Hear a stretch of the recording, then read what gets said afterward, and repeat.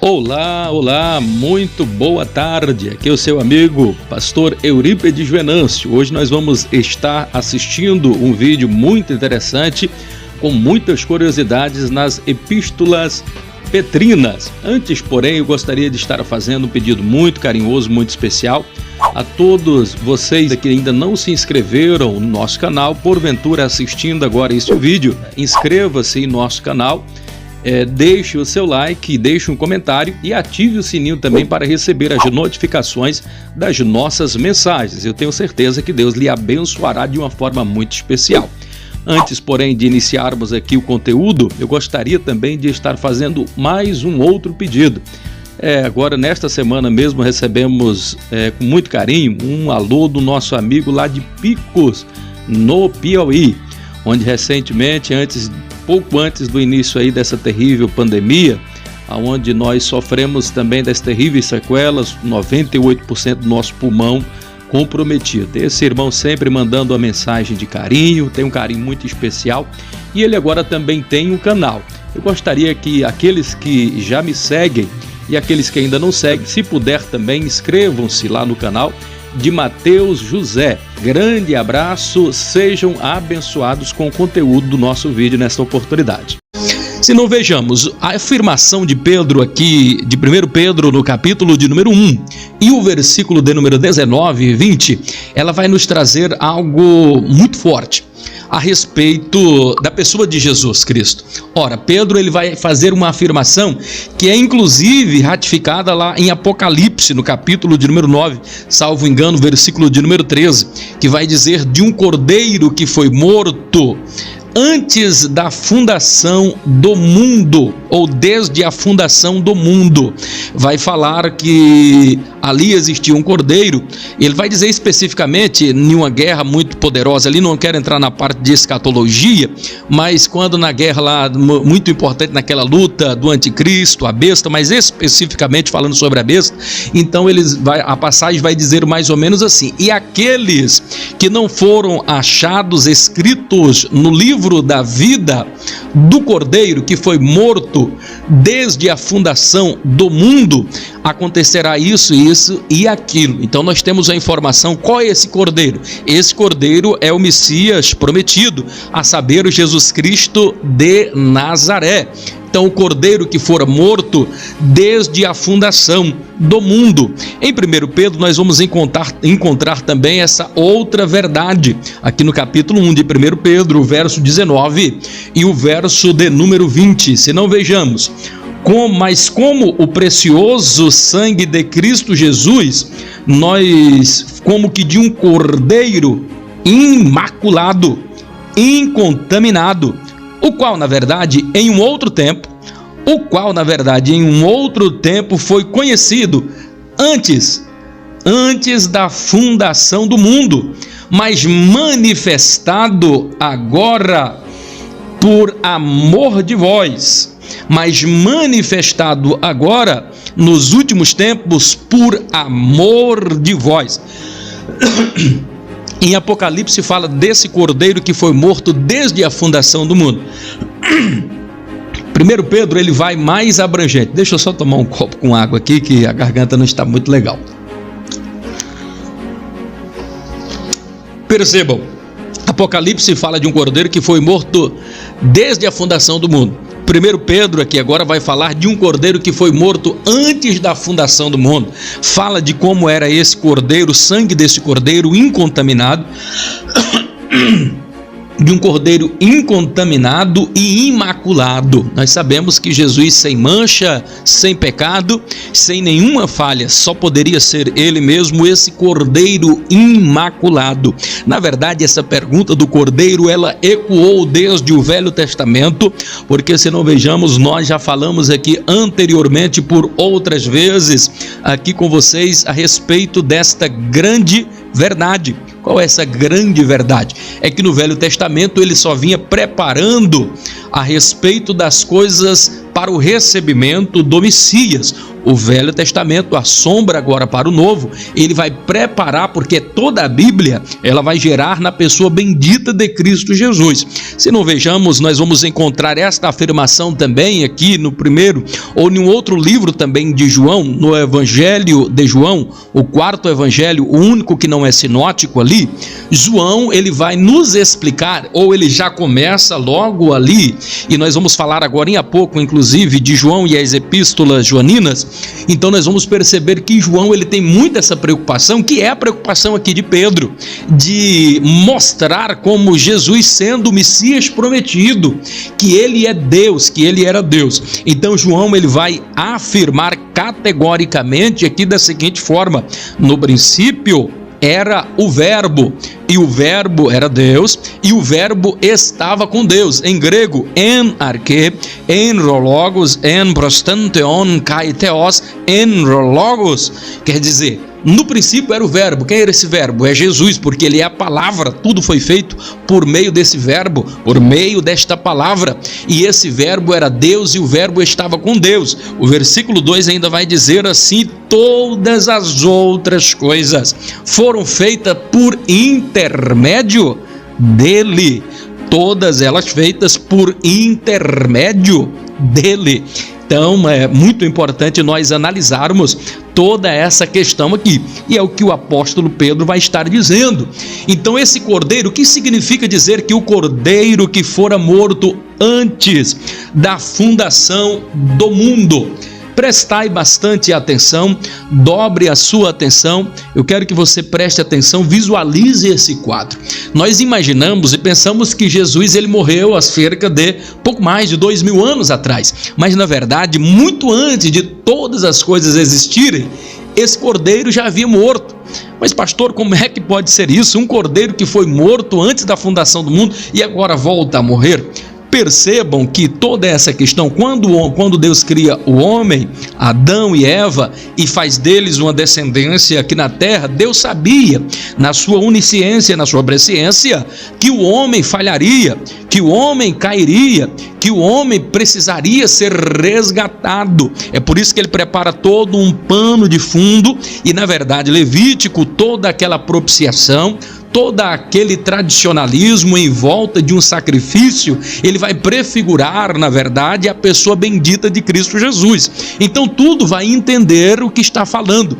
O que eu estou querendo dizer aqui é a afirmação de João, no capítulo de número 1, nós vamos estar falando algo mais também sobre isso nas epístolas joaninas. O apóstolo João, ele vai fazer uma informação que poucos, de repente, de nós aqui, se não tivermos a compreensão, ou se de fato não entendermos um pouco da tradição dos judeus, nós não entenderíamos, porque ele vai dizer da seguinte forma, lá em João, em hebraico: Seam Elohim Nosé Hatam Eolam, quer dizer, eis aí o Cordeiro de Deus que tira o pecado do mundo.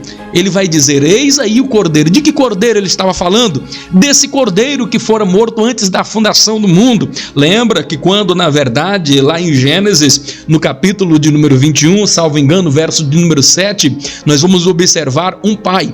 E este pai era Abraão, o pai da fé, pai de várias gerações. Ele vai fazer uma afirmação por demais importante. Ele vai dizer da seguinte forma, quando está para imolar o seu filho, e o seu filho pergunta, diz, pai, nós chegamos aqui neste monte, eu estou vendo a lenha, eu estou vendo o cutelo, eu estou vendo o holocausto, está tudo muito bem preparado, mas papai, aonde está o cordeiro para o holocausto? E Abraão pega e diz, meu filho, Deus proverá para si o cordeiro para o holocausto.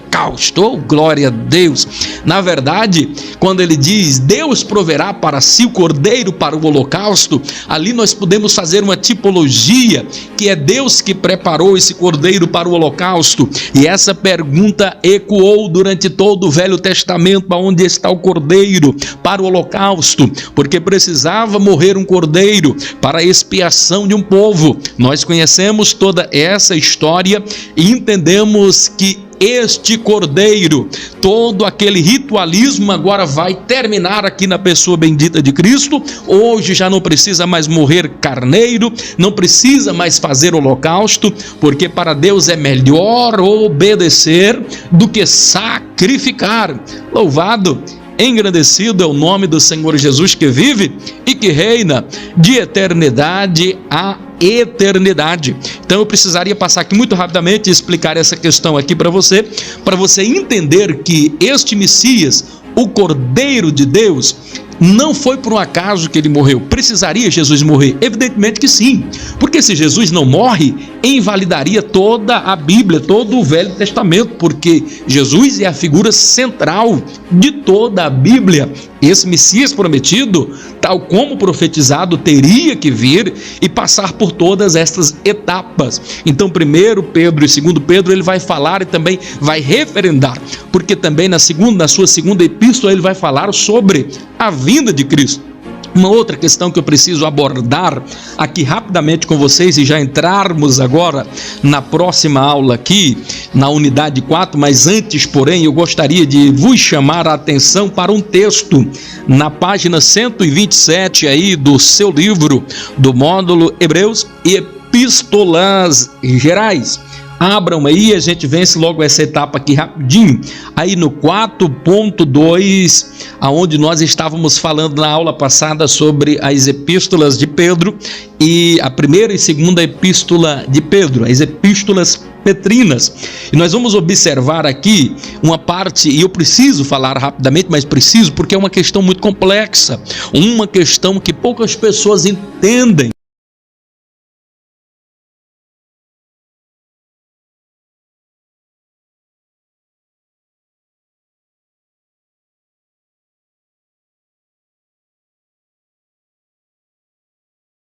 Que Hades era esse? Esse Hades, no Velho Testamento, ele tinha um lugar específico. O Hades comportava duas situações. A primeira, o Hades estava o lugar chamado paraíso, e um outro local um pouco mais embaixo, descendo o abismo, ficava um outro local chamado inferno. Então nós precisamos identificar, e tem uma afirmação aqui de Pedro muito forte, que é no verso 19, aonde ele vai dizer, capítulo 3, verso 19, salvo engano, e ele vai dizer assim da seguinte forma: no qual também foi e pregou aos espíritos em prisão. Foi e pregou aos espíritos em prisão. Então aqui nós temos uma grande confusão, poucas pessoas têm coragem de abordar ou não têm segurança suficiente para tratar aqui desse texto, e eu preciso, ainda que rapidamente, porque aqui precisaríamos nos deter uma grande parte do tempo, porque entra aqui a doutrina do estágio intermediário dos mortos. Não é a questão aqui para nós estarmos falando, mas eu preciso abrir um pouco a sua mente para entender. Quando ele diz que foi ao inferno e pregou para os espíritos em prisão, no qual também foi e pregou para os espíritos em prisão, nas partes inferiores da terra. Então será que Jesus, na verdade, ele foi lá no inferno, nas regiões inferiores, passou pelo Hades, atravessou o primeiro ali, atravessou descendo ali o paraíso, e logo mais abaixo ele chega até as regiões inferiores, aonde está localizado o inferno? Lembra daquela parábola do rico e Lázaro? Ali nós temos condições de identificar melhor a respeito desses dois lugares, que todos ficavam no Hades, mas havia ali uma separação. O Hades, ele comportava ali equivalente o seio de Abraão, que é o paraíso, e logo mais abaixo o inferno. Então, o que eu quero aqui dizer, na verdade, Jesus então desceu no Hades, ele desceu lá no inferno, pastor Eurípides, é isso que o texto está dizendo, e pregou para os espíritos em prisões. Jesus pregou. E para que ele pregou? Se tem um texto lá em Hebreus 9 que diz que depois da morte segue-se o juízo. Então perceba que aqui, na verdade, é uma questão bastante polêmica e causa muitas dúvidas. Por isso que eu preciso aqui falar alguma coisa para você relacionado aqui a esta questão específica aqui dessa descida de Jesus no Hades. Para você entender esse texto, você precisaria visitar passagens tais como, por exemplo, a de Efésios 4 e 9, aonde vai dizer ainda, e parece que vai complicar um pouquinho mais, que vai dizer assim: por isso diz que subindo levou cativo o cativeiro. Ora, isto é, aquele que subiu é aquele que, se não antes, porém, já desceu às partes mais baixas. Então agora ficou bastante claro que Jesus foi sim ao Hades. Ele foi lá no inferno e ele pregou para os espíritos em prisão? Definitivamente não, irmãos. O que nós temos aqui é um erro de tradução. Jesus esteve lá? Esteve sim. Jesus, ele falou alguma coisa lá? Sim, falou, mas ele não foi para pregar. O termo aqui no original está dizendo que Jesus foi dar a sentença ou proclamar uma sentença. Jesus, ele não foi pregar. O certo seria que Jesus desceu às partes baixas para proclamar uma sentença. E qual é esta sentença? Ora, se no Novo Testamento nós recebemos a Jesus Cristo de Nazaré como o único e suficiente Salvador da nossa vida, então nós vamos encontrar, perceba que quando Jesus ele fala e tem ali dois homens, uma à direita e à sua esquerda, e um dos ladrões ali interpela o outro, porque um tenta negar a Jesus, fazer chacota de Jesus, mas o outro o repreende e diz: olha, que mal fez este Jesus aí, não fez nada. Nós sim fizemos alguma coisa, e se estamos aqui é porque erramos, nós falhamos. É nesta oportunidade então que nós vamos perceber que Jesus se alegra e disse: olha, em verdade vos digo que ainda hoje estará comigo no paraíso. Jesus mentiu? Não, ele não mentiu. Então aconteceu exatamente isto daí, porque Jesus, ele visitou, porque depois da morte Jesus pode muito bem ter feito esta questão. Agora o interessante é que quando Jesus, ele morreu, e para que é que ele vai agora lá no Hades? Atravessa o seio de Abraão, a saber, o paraíso, desce agora um pouco mais embaixo, nas regiões inferiores, no inferno, e já sabemos que ele não foi para pregar, ele foi para dar uma sentença, e Jesus foi lá para dar uma sentença. Qual foi? Ele foi lá dizer: olha, vocês que foi pregado a respeito do Messias, que falaram a respeito de um Messias que viria, que o próprio pai Abraão, que o próprio Moisés também vislumbrou, dizendo que depois dele viria um profeta maior que aperfeiçoaria a lei. Então todos sabiam, entendiam, estavam aguardando esse Messias. Então ele estava agora trazendo a sentença e dizendo: olha, se cumpriu, e vocês que não acreditaram. Ainda vai dizer que, como nos tempos de Noé, aqueles que não acreditavam, aqueles que não obedeceram, que não acreditaram nesse Messias, por isso que Jesus é o caminho e a verdade e a vida, e ninguém vai ao Pai a não ser por Jesus. Jesus não estava ali para dar uma nova oportunidade, Jesus estava dizendo: olha, tudo que de mim fora dito está se cumprindo. Eu morri e agora ressuscitei, vim pegar as chaves do inferno e da morte, vou levar agora cativo o cativeiro. E que cativo ele estava falando? Ele estava falando agora não do inferno, mas estava falando do seio de Abraão. Então ele pega todo aquele cativeiro ali, e ele só, por isso que disse: se não aquele que subindo, então que estava lá embaixo, se não antes que primeiro desceu, agora ele vem subindo. Isso que o texto está dizendo. Ele primeiro desceu, agora ele vem subindo, e agora ele leva cativo o cativeiro. Esse cativeiro é o paraíso, que Jesus pega esse cativeiro, que antes era que o seio de Abraão estava próximo ali, inclusive ao Hades, o que separava apenas era um abismo, e agora Jesus pega esse cativeiro, o seio de Abraão, e a partir dali já não é mais o seio de Abraão, e sim o paraíso. E aonde está o paraíso? Diz a Bíblia que ele está embaixo do trono de Deus. Diz que as almas daqueles que morreram depois que da morte e ressurreição de Jesus, todos eles foram levados. É por isso que quando Jesus vier arrebatar a sua igreja,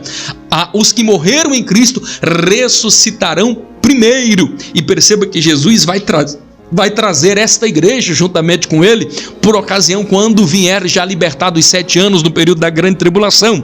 Não quero falar sobre essa questão, porque já entra uma outra parte aqui de escatologia. Eu só queria mostrar aqui para vocês esse texto que é polêmico e que a gente precisaria gastar bastante tempo aqui para estar falando coisas a respeito disso. Mas precisamos aqui caminhar um pouquinho mais, porque senão me detenho aqui falando só sobre essa questão e muitos outros pontos que ainda precisam ser abordados, acaba que a gente não aborda. Corra agora, por gentileza, já que tocamos aqui nesse assunto que ficou faltando da aula passada, vamos agora para a página de número 141. Entremos agora de uma vez por todas aqui. Vamos falar agora das epístolas universais. Epístolas universais de João e de Judas. Epístolas universais de João e de Judas. Abra a sua Bíblia aí, por gentileza, enquanto eu tomo um copo com água.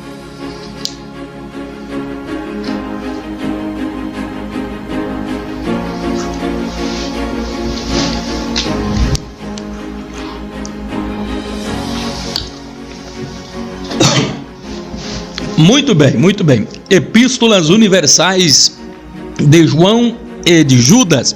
Vamos falar da epístola de Judas, se der tempo, mas vamos priorizar a primeira, segunda e terceira epístola de João, as epístolas joaninas. Epístolas joaninas, na página 141. No 1.1 vamos ver agora alguma coisa sobre a vida e a obra de João, o apóstolo. João era filho de Zebedeu. João, filho de Zebedeu, irmão, filho de Zebedeu. Também a sua mãe era Maria Salomé. Para quem não sabe, Maria Salomé era a irmã de Maria, a mãe de Jesus. Ora, se Maria Salomé era irmã da Maria, mãe de Jesus, logo João, ao contrário do que muita gente não sabia, João, aqui o apóstolo, era primo de Jesus. Logo, se João era primo aqui de Jesus, nós vamos encontrar também Tiago, que era filho aqui de Zebedeu também, que era irmão de João, também era mais um outro apóstolo que era irmão de ou primo de Jesus. E temos um outro Tiago mais lá na frente que escreveu uma outra epístola de Tiago, as epístolas universais. Esse sim era irmão de Jesus. Mas nós temos aqui João, o apóstolo, Tiago, seu irmão, ambos filhos de Zebedeu, primos de Jesus. Um outro primo de Jesus também era João, o Batista, lembram? Que estava ali na barriga de Isabel, que era prima de Maria. Então estava um círculo de amizade muito próximo. Se não vejamos, esse mesmo Tiago, esse mesmo João, era sócio de mais 2 outros apóstolos, a saber, o apóstolo Pedro e o apóstolo André. Então havia um círculo de amizade ali muito próximos a estes homens. João, assim como seu irmão Tiago, eram sócios desses 2 homens, a saber, Pedro e André. E eles tinham ali, parece que um proeminente negócio. Então eram empresários do ramo da pescaria, até o momento em que Jesus se encontra, na verdade, aqui com eles. E depois que Jesus encontra com esses homens, a vida deles começaram a mudar. Por quê? Quem encontra-se com Jesus nunca mais volta para o mesmo caminho. Nós temos a vida mudada. Todos nós que um dia nos encontramos com Jesus e resolvemos aceitar o seu chamado, tivemos a nossa vida regenerada, a nossa vida mudada, a nossa vida transformada pelo poder da palavra de Deus. Então Jesus os chamou, os comissionou. Uma vez os chamando, agora eles passaram a ser não mais pescadores de peixes mesmo, tal como conhecemos, mas passaram a ser pescadores de homens. Começaram a ganhar almas para o reino de Deus, porque as almas são consideradas ou tratadas como peixes. Então nós somos essas almas, e Pedro foi comissionado, os apóstolos foram comissionados, assim como eu, como você, como todos nós, fomos chamados, comissionados para ganharmos almas para o reino dos céus, tal como nós explicamos na última aula, o valor e a importância de uma alma. Se não, vejamos agora aí na página 143, vamos caminhar um pouco mais rápido aí, na página 143, a autoria das epístolas joaninas. Página 143 das epístolas joaninas, vamos observar aí no 1.2 do nosso livro, vamos falar sobre a autoria destas epístolas joaninas. Antes, porém, é importante enfatizar, vale-se dizer e importante lembrá-los que além das epístolas joaninas, da primeira, segunda e terceira epístola de João, ela fora escrita pelo apóstolo João, que nós acabamos aqui de falar, de mencionar as suas origens. Mas além das epístolas joaninas, 1º, 2º e 3º João, João também escreveu o 4º evangelho. Lembra daquele evangelho? Também o Apocalipse foi escrito por ele. Os evangelhos, o 4º evangelho, por exemplo, foi escrito por ele com um objetivo diferenciado, inclusive, do objetivo aqui que está expresso aqui na 1ª, 2ª e 3ª epístola de João.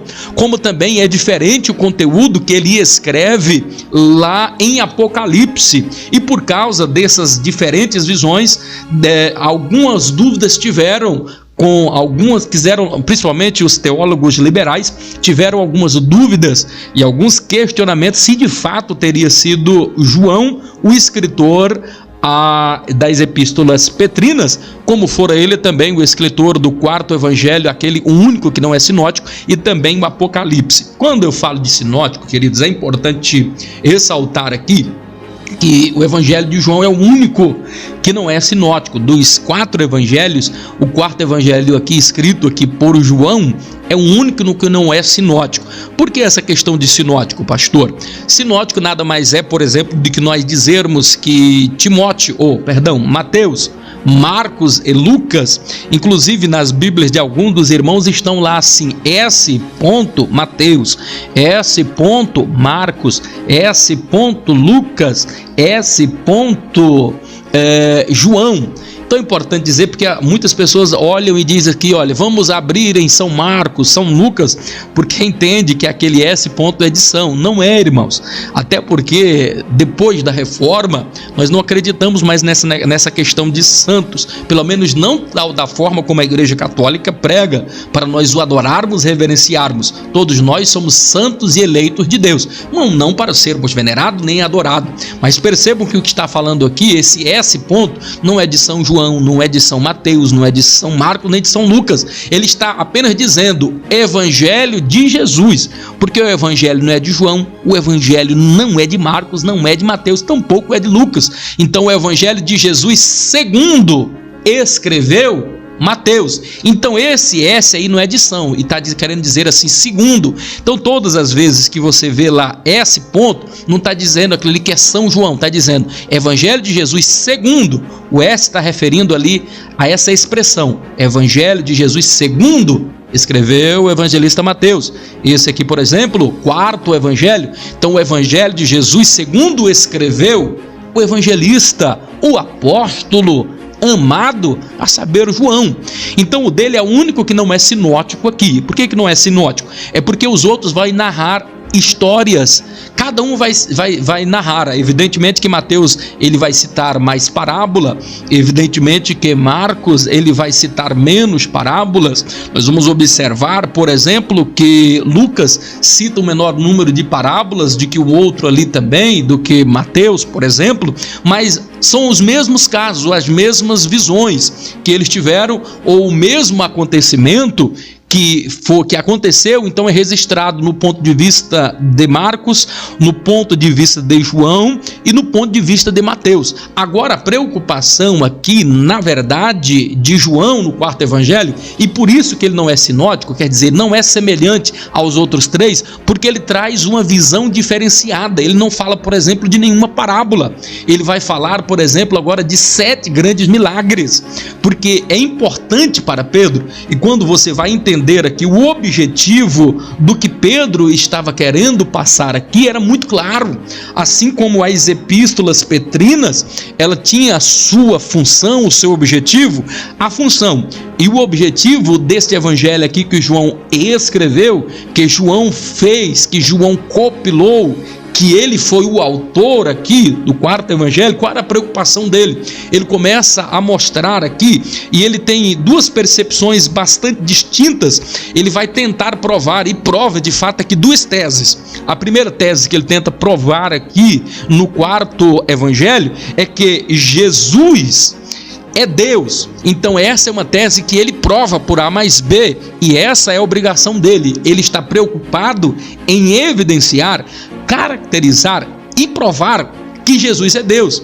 Já acabei de falar agorinha há pouco de uma afirmação dele poderosa, afirmando que nada do que foi feito no mundo sem Jesus teria sido feito, porque Jesus é Deus, o verbo era Deus. Então essa era a obrigação, e é o que ele está tentando provar. É esta primeira tese aqui, e para isso ele vai utilizar, por exemplo, 7 grandes milagres para provar que Jesus era Deus. Jesus fazendo a multiplicação dos peixes, Jesus andando por sobre o mar, o Jesus ali curando no tanque de Betesda, Jesus ali quando ele vai dar água da vida para a mulher samaritana. Então muitos milagres. Quer ver um outro grande milagre extraordinário? Lá em João no capítulo 11, a morte e depois a ressurreição de Lázaro depois de 4 dias. Então Jesus, ele utiliza, ou João utiliza-se aqui agora desta figura, nesses milagres acontecidos para vaticinar, para mostrar que Jesus era Deus, que somente sendo Deus, ele poderia efetuar e fazer estas coisas. Para que não houvesse dúvidas, para provar esta tese aqui, ele agora vai utilizar mais outras 7 expressões, e ele vai utilizar 7 expressões de Jesus como sendo eu sou, e só a título de informação, o número 7 é o número da perfeição, e por isso que ele faz 7, fala de 7 milagres, por isso ele fala de 7 expressões dizendo Jesus, eu sou, que Jesus é o grande eu sou. Só para lembrar, a expressão eu sou, utilizada no Velho Testamento, refere-se a um dos nomes do próprio Deus, nosso Deus Jeová. Então ele está provando aqui, e esta é a primeira tese que ele quer provar aqui no quarto evangelho, o evangelho segundo escreveu João, que Jesus era Deus. E uma outra questão que ele quer provar aqui, uma outra tese, é que por meio de Jesus, pela morte e ressurreição de Cristo Jesus, agora por ele e para ele nós somos vivificados, por ele e para ele nós fomos resgatados da nossa vã maneira de viver, e agora ele sendo o único caminho, ele sendo a verdade e a vida, que ninguém vai ao Pai a não ser por ele. Então ele está provando aqui agora que além de Jesus ser Deus, qualquer homem que quiser ir para o céu tem que ir por intermédio dele, porque ele é o único caminho. Então essa é uma questão, uma grande verdade que o Evangelho tenta explicar, mas não quero me deter aqui muito sobre essa questão, porque queremos falar mais aqui sobre a Epístola Paulina. Não vou nem entrar na questão da parte lá que ele escreveu de Apocalipse de João, porque vamos entrar aqui em uma seara e o tempo não nos permite. Vamos aqui para as Epístolas Joaninas. As epístolas joaninas, dentro ainda desse contexto aí, na página 143, da página 144. Quem foi o autor das epístolas? Já falei, foi João. Tem alguma dúvida, pastor, de que fora, na verdade, João, o apóstolo do amor, quem escrevera a primeira, a segunda e a terceira epístola? Não existe uma análise, ainda que hipotética, de alguém querer arrogar-se para si o direito de autoria para estas 3 epístolas, senão João. Podemos afirmar, com os argumentos que nós temos, sem nenhum medo de errar, sem nenhuma sombra de dúvida, de que João o apóstolo foi o escritor da primeira, da segunda, da terceira epístola, bem como também o quarto evangelho, bem como também, na verdade, o livro de Apocalipse, cuja revelação João recebe quando estivera preso por ocasião ali na ilha de Patmos. Então perceba, não existe nenhuma dúvida. Pastor, mas eu já vi um ou outro aí alegando, algum teólogo dizendo que pode ser que João não tenha sido o autor das epístolas, por isso, por aquilo. Meu irmão, se você ouviu alguma afirmação, não é nem para merecer crédito, porque todas as informações, das mais vastas que você pode entender, e é sobre isso também que vai defender o livro, e é o livro que você está estudando, não está estudando de um teólogo liberal, porque eles ficam tentando achar pele e cabelo em pele de ovo. Então, assim, algumas coisas que não tem nenhuma razão de ser, porque se não vejamos, a data da epístola nós já sabemos quando ela foi escrita, e é o que vai estar falando aqui na página 144, 1.3, a data das epístolas. Ora, ela não pode ter sido escrita antes de 85 e não pode ter sido escrita muito depois, aqui, por exemplo, do ano 90 depois de Cristo. Vamos analisar e falar alguma coisa com relação a isso. Mas estamos falando aqui da autoria. Então, como é que eu posso ter certeza? As fontes que nós temos, por exemplo, a tradição patrística, todas as afirmações ali contidas vai referendar isso. Os pais da igreja, e é muito importante você entender isso, os pais da igreja, desde os seus primórdios, sempre defenderam que apóstolo João, o apóstolo do amor, o apóstolo a quem Jesus amava, fora ele de fato o autor desta estimada epístola, ou dessas 3 estimadas epístolas. Poderíamos, por exemplo, estar citando Pápias, porque ao longo de sua vida, João ele teve 3 grandes proeminentes, eu vou dizer, mas 3 grandes proeminentes discípulos que estão entre os nossos pais na fé.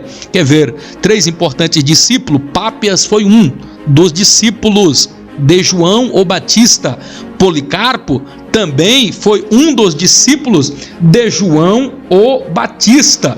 E disso não resta nenhuma dúvida. Pápias, inclusive, é importante nós analisarmos aqui, respectivamente, a respeito de toda essa questão aí, sobre quem foram os autores. Pápias, por exemplo, ele foi bispo ali na igreja de Herápolis. Nós vamos ver Policarpo, ele foi bispo ali na igreja de Esmirna, por exemplo. Irineu, ele foi o bispo ali da igreja em Antioquia, por exemplo. Então, todos eles foram discípulos de João, o apóstolo. E se não vejamos, nós vamos observar o próprio Pápias, bispo ali de Herápolis, da igreja de Herápolis, já no iniciozinho, nos meados do século II, depois de Cristo, é ele próprio que defende a autoria. Ele fora discípulo direto de João o apóstolo. Então quem mais poderia ter autoridade para falar isso? E ele enfatiza que fora João o escritor dessa epístola, principalmente da primeira epístola de Pedro e da segunda epístola. Você vai observar, por exemplo, Irineu. Irineu, ele fora discípulo de Policarpo, que por sua vez foi discípulo direto de João o apóstolo. Então Irineu, se era aqui apóstolo de Policarpo, que foi um discípulo direto de João o apóstolo, como é que nós podemos duvidar? E é esse Irineu que afirma que tanto a primeira como a segunda inequivocamente fora, na verdade, a terceira, fora inequivocamente escrita por João o apóstolo. Quem poderia se esquecer? Clemente de Alexandria também vai fazer esta mesma afirmação. Orígenes, ele vai afirmar, e definitivamente a partir daí não se tem mais nenhuma dúvida, que além da primeira, além da segunda, a terceira epístola também havia sido escrita por João o apóstolo. Ora, se os pais na igreja nos informam todos os relatos que nós temos aqui da tradição oral, das tradições escritas, nos dão conta que foram esse homem, como é que agora um teólogo mais liberal vai tentar argumentar alguma outra coisa? Então, se alguém falou ou comentou alguma coisa, tire isso da sua cabeça. Pare com essa bobagem. Foi João o escritor destas epístolas, as epístolas joaninas, primeiro, segundo e terceiro João, como Apocalipse, como os Evangelhos. Se alguém tentar colocar alguma dúvida, tire isso da sua cabeça. Podemos provar por A mais B que fora, na verdade, João o escritor destas cartas aí. Então ficamos a dúvida só no tempo que elas foram escritas. Elas foram escritas entre os anos 85 a 90 depois de Cristo. É importante dizer que tanto as epístolas como o quarto evangelho, como também o livro de Apocalipse, todos eles foram escritos quando Jesus retorna da ilha de Patmos e agora vai passar os seus últimos dias de vida na cidade de Éfeso, na igreja em que ele já havia pastoreado. Ele retorna para lá, para Éfeso, e por lá ele passa boa parte da sua vida. Percebam que João, o apóstolo, e isso a tradição vai nos dar conta a respeito desta grande verdade, que essa tradição vai nos informar, por exemplo, que Domiciano, ele foi o responsável, ele admitiu, foi ele que sentenciou João a ser martirizado dentro de um tacho fervente com azeite quente, pegando fogo ali, nenhum ser humano conseguiria sobreviver a uma atrocidade tão grande. Percebam que Domiciano, ele vai mandar e ordena que essa seja a sentença de martírio dele, ser morto dentro de um caldeirão fervente com azeite quente. Que coisa mais terrível! Era para estraçalhar, destruir, acabar, diluir todas as partes do corpo, inclusive os ossos. Miraculosamente, pelo poder de Deus, João sai ileso, miraculosamente, para o espanto de todos. Então, após sair desta situação tão difícil, Domiciano já não mais tenta dar a mesma sentença para ele. Então envia o preso sem nenhuma regalia, sem nada, e enviado agora para a ilha de Patmos, isolado de tudo, isolado de todos, e é lá que ele recebe a visão de Apocalipse. Então, pastor, se ele recebeu a visão ali em Apocalipse, como é que ele escreveu Apocalipse, escreveu o quarto evangelho, escreveu as epístolas joaninas, 1ª, 2ª e 3ª, na cidade de Éfeso? Se o senhor está dizendo que ele recebeu a visão na ilha de Patmos, irmão, ele recebeu a visão na ilha de Patmos. Agora é importante lembrar como é que resolve essa questão. Muito simples, irmãos. João estava ali na ilha de Patmos, aonde ele recebeu a visão. Ele não estava em uma colônia de férias, ele não fora para passear, ele estava preso, sem nenhuma regalia. Então, logo, ele não levou papiros, ele não levou manuscrito, não podia levar tinta. Como é que ele ia escrever? Estava tudo guardado na mente.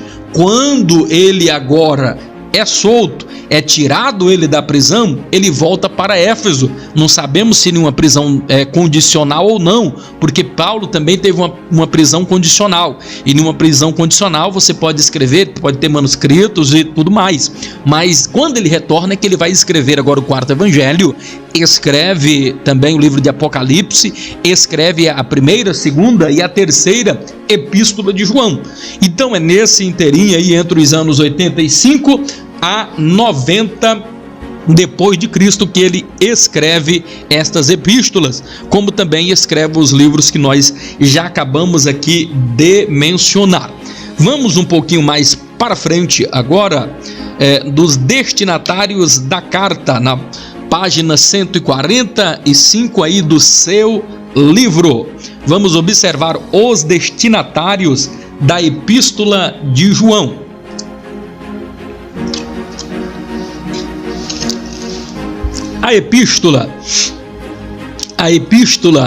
A primeira epístola de João, ela fora destinada a um público que é universal, porque ali não se menciona quais são as pessoas a quem não consegue se vislumbrar como sendo uma única pessoa.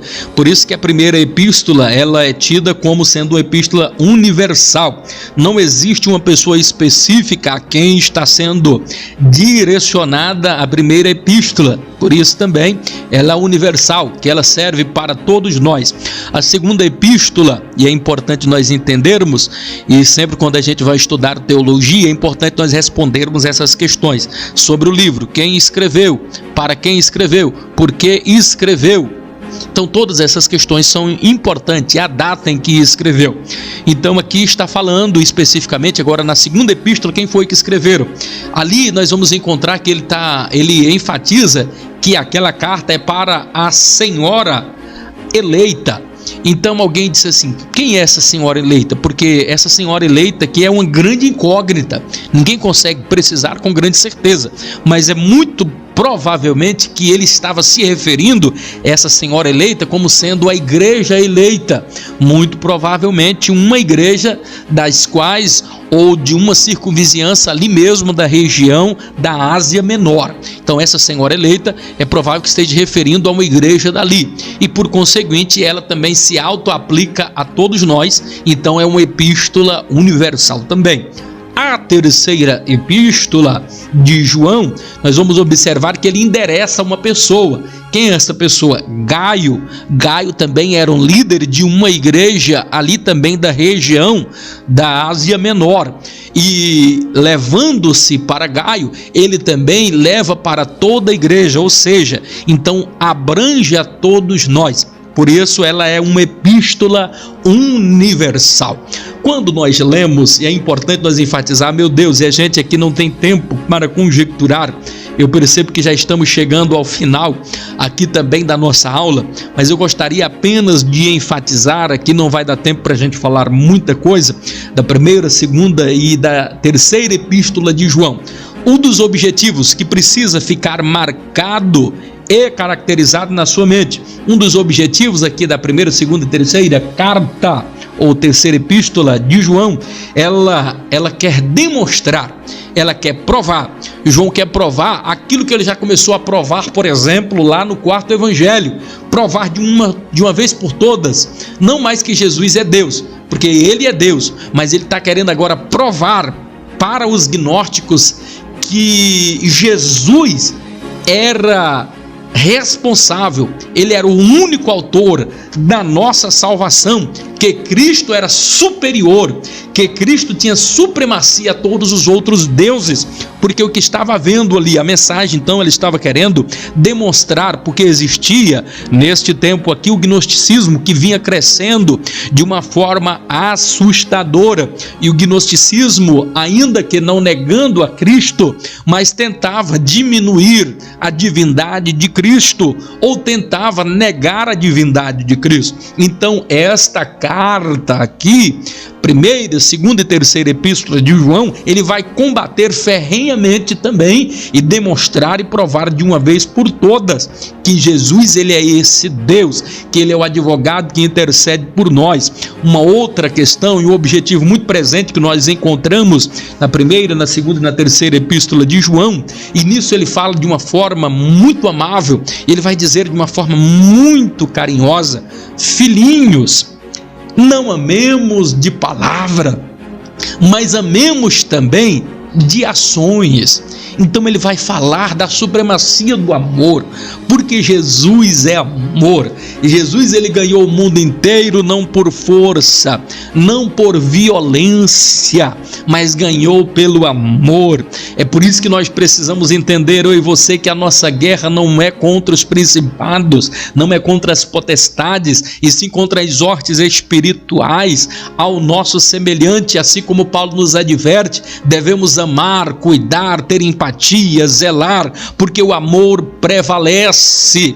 Então assim, você precisa amar a Deus, e essa é a tônica de João, aonde ele vai dizer: olha rapaz, se você diz que me ama e está odiando o seu irmão, você é mentiroso, e em ti não existe nenhuma verdade. Como é que você pode amar a Deus a quem você nunca viu e vai me amar a mim, rapaz? Então assim, João estava querendo dizer: filhinhos, não iludam-se, não diga que você ama a Deus odiando o seu irmão, porque Deus não vai receber, porque Deus diz assim: perdoai assim como eu vos perdoo, perdoai as nossas ofensas assim como nós perdoamos a quem nos tem ofendido, é a oração modelo. Jesus vai dizer lá em Mateus, no capítulo de número 5, e o verso de número 7, dizendo: bem-aventurados misericordiosos, por quê?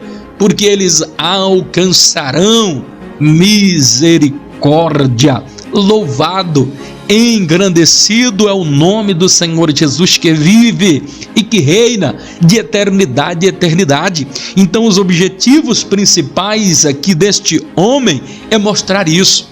E o interessante, eu aqui finalizo agora a nossa participação, chegando aqui agora ao final, a importância das epístolas joaninas, a importância também dos evangelhos, bem como o livro de Apocalipse.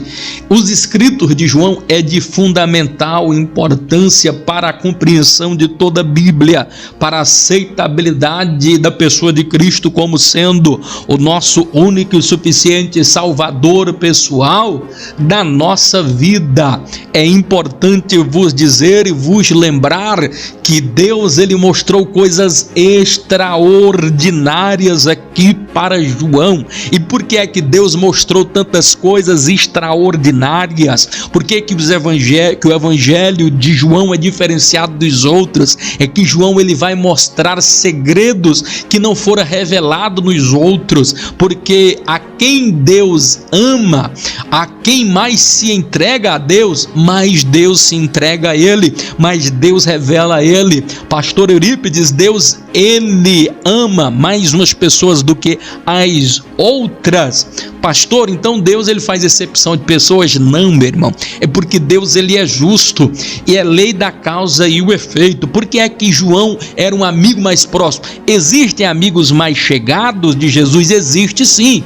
Perceba que o amor, Jesus ama todos, mas os amigos particular, o amigo da intimidade, perceba que ao longo da vida de Jesus ele teve vários amigos e muitos grupos de amigos. Tinha a multidão, tinha o grupo dos 70, tinha o grupo dos 12 apóstolos. Dentro do grupo dos 12 apóstolos ele separou mais um grupo de 3 que o acompanhava, aonde os outros não acompanhavam, e dentre esses 3 ele escolhe João.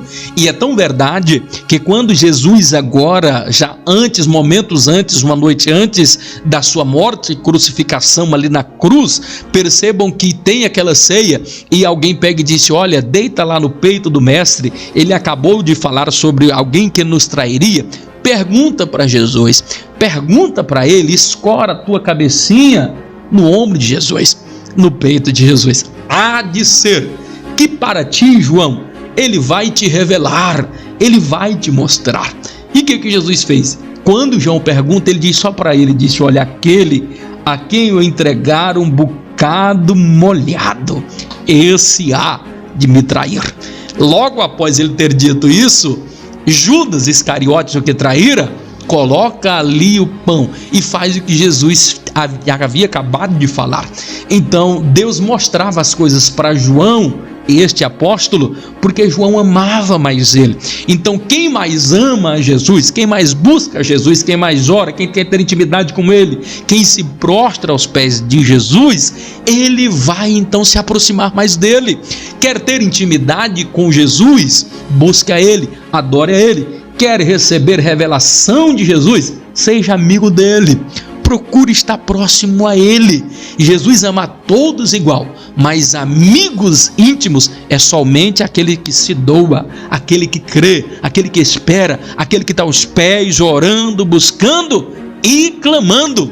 Esses é que Jesus se aproxima mais, se revela mais. Eu poderia falar aqui de várias coisas que Deus mostrou para João e não mostrou para os outros apóstolos, mas ficamos por aqui. Só para lembrar aqui, quando por ocasião da morte e assunção de Cristo Jesus, quando Jesus já é assunto, já ressurreto, ele retorna agora na praia, e é no último capítulo ali de João, nós vamos observar algo interessante. É que estava ali João, Pedro, estava Tiago, estavam os apóstolos, voltou à pescaria, voltou ao ramo da pescaria, e eles estavam pescando, e durante toda a noite eles não conseguiram pescar nada. Jesus chega na praia, e quando chega na praia, observa agora ao longe e vê que os apóstolos estão ali na margem, jogando, lançando a rede, e nada pescam. O interessante é que Jesus disse assim: olha, lançai agora nesse determinado lugar. Interessante é que eles não questionaram e também não estavam conhecendo. Falaram: ora, mas como é que vai mandar? Jogamos a rede a noite toda. Então jogaram a rede ali, e quando eles puxaram, qual não foi a surpresa? 153 grandes peixes. E aqui está o grande segredo: ninguém se apercebeu. Nem Pedro, que estava sem camisa e se envergonha, tenta se cobrir. Ninguém entende ali que era Jesus. Quem foi que primeiro descobriu? João, o apóstolo. E por que é que ele descobriu? Porque um segredo que era deles. Esse número 153 era peculiar de Jesus nas conversas de Jesus e de João, este apóstolo. Porque se você não sabia, o número 153, ele está na porta, ou estava na porta ali de toda a sinagoga. E este número 153 representava pelo menos 3 coisas: Deus, paz, prosperidade e saúde. Então quem tem Jesus tem paz, quem tem Jesus tem saúde. Jesus, ele é Deus e também tem prosperidade. Então quando você tem a Jesus, tem tudo isso. Então o primeiro significado do número 153, quando ele, e é isso que o texto diz, que quando João vê que tem 153 peixes, é nessa hora que ele descobriu que era Jesus, muito provavelmente por causa disso daí. São segredos, são coisas que a gente vai descobrindo, que Deus mostra apenas àquele que é mais íntimo. Deus revela coisas para os mais íntimos que não revela para outros. Por isso que é importante nós termos intimidade com Deus, buscarmos a Deus, adorarmos a Ele na beleza da sua santidade. Muito obrigado, meus amados, queridos, diletos e abençoados irmãos. Estamos chegando ao final da nossa aula, ao final do nosso módulo Hebreus e Epístolas Gerais. Grande abraço a Você já se inscreveu em nosso canal no YouTube? Compartilhe com seus amigos e divulgue nossos vídeos. Sempre uma palavra abençoada com o pastor Eurípedes Venâncio. Estudos bíblicos que edificam. Mensagens de fé, reflexão, esperança e motivação.